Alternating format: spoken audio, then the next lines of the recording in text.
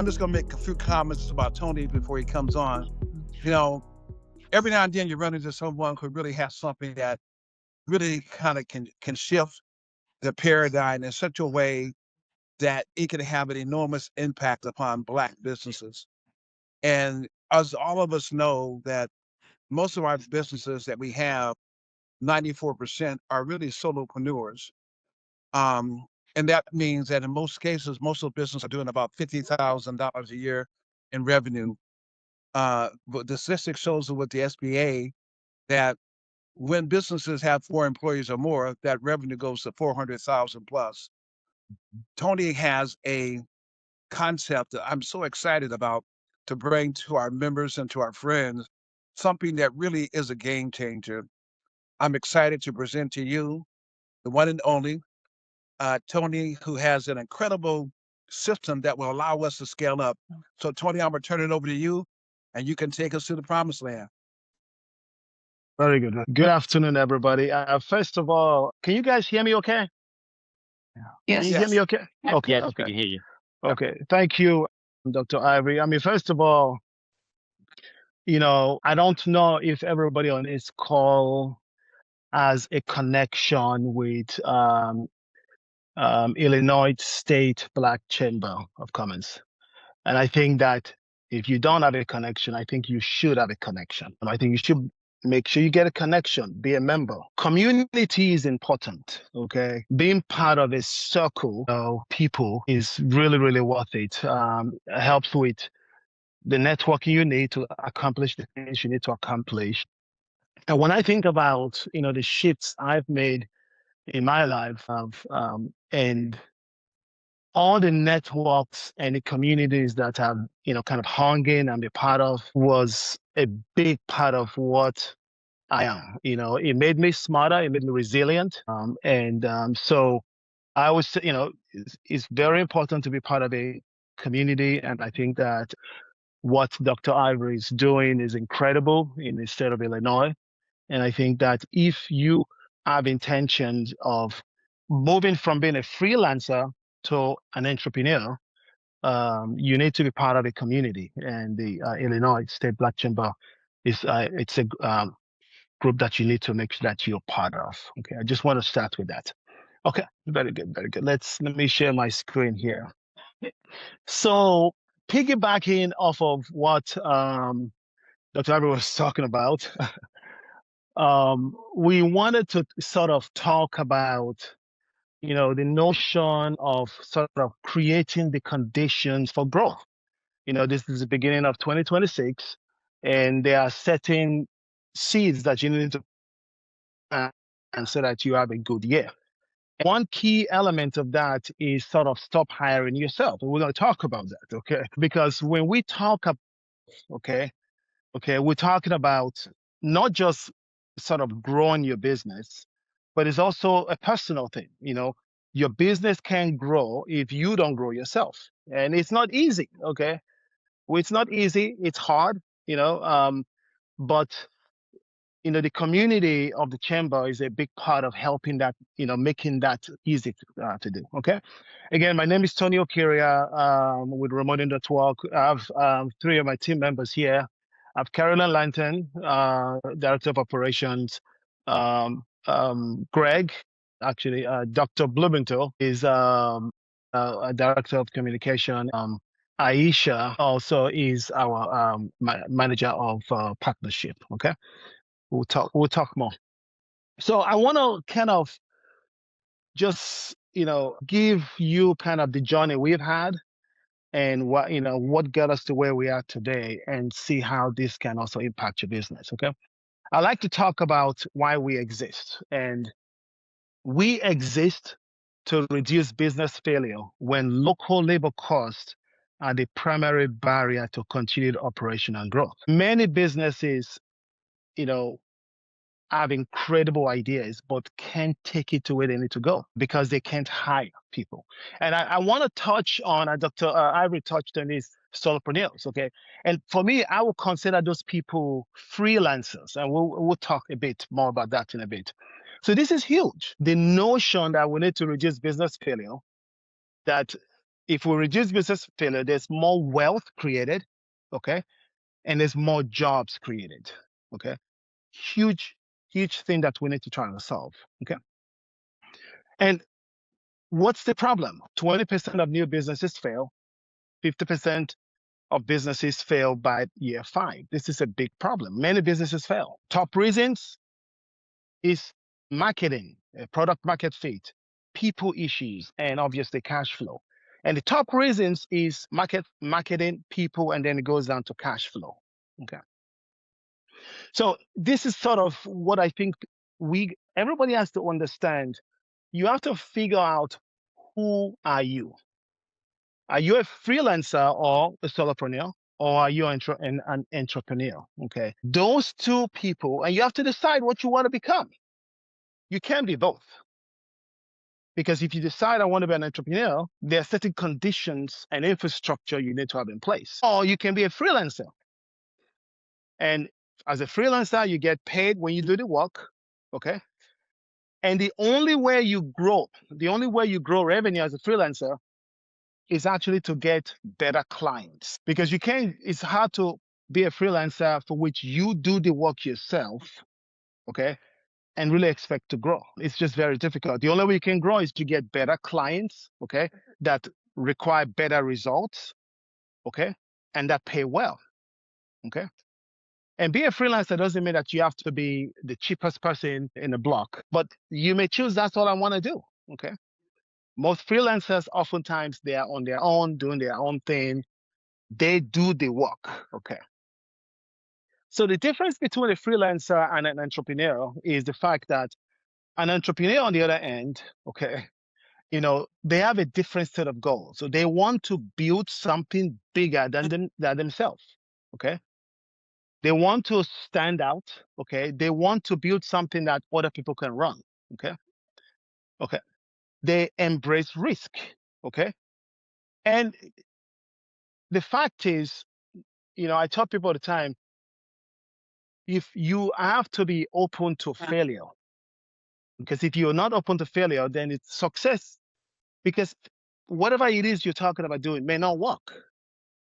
And it's okay, because at least you've tried it and okay, it's not going to work, then you go do something different. So embracing failure is just as important as embracing success. I mean, as if I'm a firm believer of that. Okay. So what does entrepreneurs do? Okay. Their job is to hire people to help them carry their mission and their vision to the finish line for them. Okay. They pay people to do the work. They are not the employees. A freelancer, you are the employee. So again, why is this important? Because it's difficult to grow your revenue without deciding what it is you want to do. Do I want to be a freelancer or do I want to be an entrepreneur? If you are a freelancer, you're doing the work, okay? 8 to 5. If you're an entrepreneur, you have to hire people to do the work. My first venture back a long time ago, 1998, was a tech company. And, the first 5 years, I didn't pay myself. But we had about 15 people, engineers. Because for me, it was about, I have to build the infrastructure and the operation to run itself, okay? And I'm there just to make sure things, and that's what I did. And so, maybe 7, 8 years later, I called my wife to come help her. She said, well, you need to start paying yourself. So, when you have a tech company, it's very expensive. I mean, you're paying engineers $70,000, $80,000, $90,000 a year per engineer, okay? And we grew that to over 35 engineers, had very good clients in the area. But you have to understand, for me, I knew that I want to build something that I can sell. I didn't want to do something that I have to do all the work. If that's the case, I might as well just go get a job somewhere. Okay. So you have to decide, am I a freelancer or am I an entrepreneur? This is a big question that you have to ask yourself, because what you have to do for both is different. You have to make it's a risk either way. Okay. So the reason why we're bringing this up is that ends the topic. Stop hiring yourself, okay? Because if you want to be an entrepreneur, if you decide I am an entrepreneur, then you have to understand that part of the job is you are a leader. Okay. Okay. You have authority. Okay. Okay. And part of being a leader is you hire people to do the work. So you can go and do the leadership work that you have to do. Okay.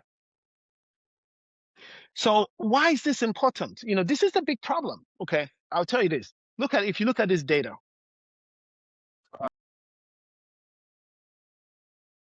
so 80% of every business in the US don't have an employee. Okay. 96% of minority businesses don't have an employee. Okay. And you have to understand over 50% or 60% of jobs are created by small businesses, by the way. Small businesses are the largest job creators in the US. So we create the jobs. Okay. So why is this, that's what you have to decide. Do you want to be that, a freelancer, or do you want to be an entrepreneur? Because if you want to be an entrepreneur, your role is different. Okay. And you hire people to do the work. A freelancer, you hire yourself to do the work. Okay. And that's why, or you can call yourself a solopreneur. Okay. But understand the impact that this have on yourself if you don't decide which one you want to do. There's a lot of stress in business. Okay. Just keeping things afloat, and there's significant impact in your quality of life later on in life if you don't decide what it is you want to do and make the right decisions, okay, along the way. Okay. So how do you increase your revenue in 2026? Okay. This is the data that Dr. Ivory was talking about. The average solopreneur or freelancer makes somewhere around $50,000 a year. When that solopreneur decide, I want to be an entrepreneur, okay, and they hire 1 to 4 people, their revenue increase significantly. There's data to support this. This is not made up. The fact is you cannot grow revenue without having an infrastructure and operational support. And that's what I do. Everything I have done, okay, in the past 27 or 28 years is I make sure I have the infrastructure first. That's what I work on. I go hide under the sand and make sure everything is done right before because you really can't get anything done without that. Okay. So this is data. This is real. So first of all, you have to make a decision. Do I want to be a freelancer or do I want to be an entrepreneur? Okay. Then once you now know that, then the question is, okay, as an entrepreneur, which is what most people want to do, they want to build something that they can sell. They want to build something that they can give to their children. They want to, build something that's bigger than themselves. Okay. When those guys that founded Google, when they founded Google, you think that they hire people to do the work. Okay.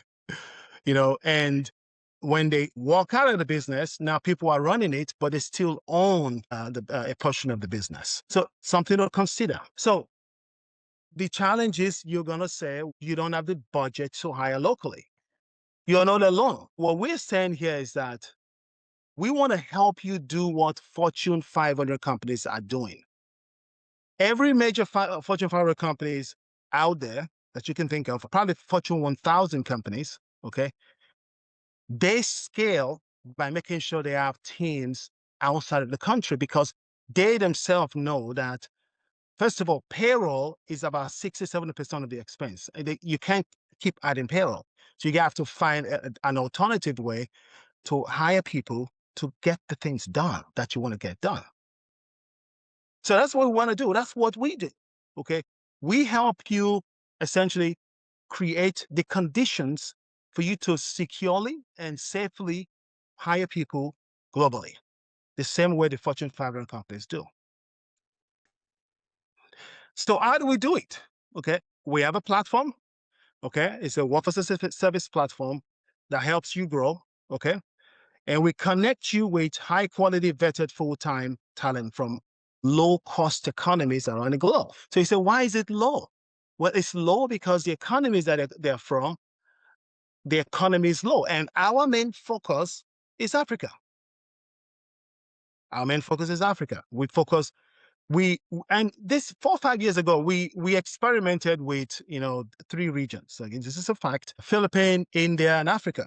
Okay, and we saw that people were people everywhere. So we said, you know what we're gonna do? There are not a lot of stuff happening in Africa. We want to focus on Africa, so everything we're doing is all in Africa. Okay, and it's been incredible. Okay, because the talent there is incredible. They're predicting that, really the growth in Africa over the next 50 years is going to be incredible. And so, you want to be in Africa, okay, before everybody's talking about it. Okay. Just like if you would have gone to China 40 years ago, 50 years ago, things would be different. Yeah. So what does this mean for you? It means that budget to hire people, because you now have decided, I want to be an entrepreneur. Okay, you'll be saving anywhere from 75 to 80% of your staffing cost. So now you can build a business, okay, without all the overhead that you normally would have to deal with. I know a company, this was years ago, maybe about 12 years ago, they received about $2 million from a very big VC, okay, big name. I'm not going to mention it, but it's a Black lady, okay, $2 million, great idea. So at that time, okay, she didn't know how to hire people globally. So she burnt through 2 million in about 22 months or so. Because again, to hire a developer here, okay, you're paying them, 50, 60, $70 an hour. So it's about, $10,000 to $50,000 a month. That's what you're paying for developers. Okay. That's just the going rate here. So she burned through the cash and she went back to try to raise more money, and no one had an appetite to give her more funding, so she had to close down. So that same lady, if she received the funding today, $2 million, okay, to do the exact same thing, she'll be saving 75 to 80%. Okay, so which means that she wouldn't have to go for another round of funding. She would have an MVP, a minimum viable product, out for people to use with the money that she was given, which was a lot at that time. Interesting. Okay. So one of the key things that makes us very unique is the fact that, because one of the concerns people have is security, and those kinds of things. So we've put together sort of a secure computing environment with guardrails in order to create trust. Okay. What does that mean? It means that, we have what we call our Know Your Global Employee system. Everybody's vetted before you actually interview them. Okay. It's a very, very simple process. You give us the job description, or you use our AI platform that will generate a job description for you. You post it, and everything happens all in the background for you. You get dedicated full-time workers. They work your time zone. So if you are in Chicago time, which is Central Time, they're working 8 to 5. If you want them to work 8 to 5 or 7 to 4 or 9 to 6. Or if you have a business that you need, for 16 hours coverage, now you have a viable option to minimize the expense to get that done. In addition to that, they work from managed work site, okay, not from home. Now, there are certain situations that people work from home because of security reasons, okay? So what we've done, we've created a technology called Face Proctor. And Face Proctor is a technology that uses AI to track people while they're working, and uses that data to create their payroll time, okay? That is then used to pay them, okay? You also they do their work in a PC that resides in the US, a cloud PC through our partnership with Microsoft. So it's a cloud PC that resides in the US. That's where they do. So everything, your data stays in the US, whether or not their desk is being managed on your behalf, you don't have to worry about those kinds of things. You don't have to worry about compliance, payroll, time tracking, all the things. All techniques. So what I've done, we've created a secure computing environment with guardrails so that you can trust the system. And everything we do is driven by AI. From the development of the job description to the searching of the people and all that stuff until you get 3 to 5 candidates you will interview. The 3 to 5 people that you will talk to that you will interview. Okay. What does this mean? There's no W-2. There's no 1099. Okay. We are the employer of record. We manage everything for you. You think of it as a Netflix subscription in a sense. Okay. You pay Netflix one fee and they give you content for you to consume. You don't worry about what happens in the background because you don't need to worry about that. That's a whole different beast. Okay.